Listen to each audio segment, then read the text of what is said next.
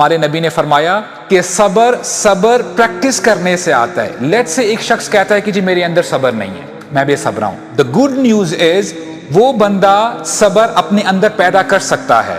ہو سکتا ہے کہ فرسٹ ٹائم وہ اپنے پیرنٹس کے پاس بیٹھا ہوا ہے اور پیرنٹس جب بڑھاپے کو پہنچ جائے, اٹس ویری مچ پاسبل وہ کوئی ایسی بات کہہ دیں جو کہ غیر مناسب ہے, کیونکہ بندہ جب ایک پرٹیکولر عمر کو پہنچ جاتا ہے تو ہو سکتا ہے وہ ایک بات کو 2 دفعہ جو ہے دہرائے, ملٹیپل ٹائمز دہرائے.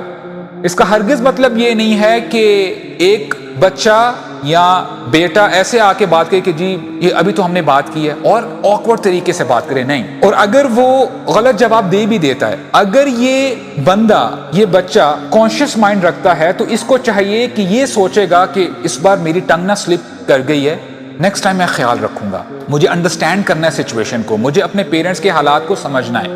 نیکسٹ ٹائم ہو سکتا ہے دوبارہ سلپ کر جائے, لیکن تیسری دفعہ اگر یہ کنسسٹنٹ ہے, یہ اپنے اندر صبر لے کے آنے کی کوشش کرتا ہے, تو مجھے یہ بتائیں کہ تیسری یا چوتھی دفعہ یہ اپنے آپ کو روک سکے گا کہ نہیں روک سکے گا. It's a conscious effort, right. تو صبر سیکھنے کے ساتھ آتا ہے, پریکٹس کرنے کے ساتھ آتا ہے.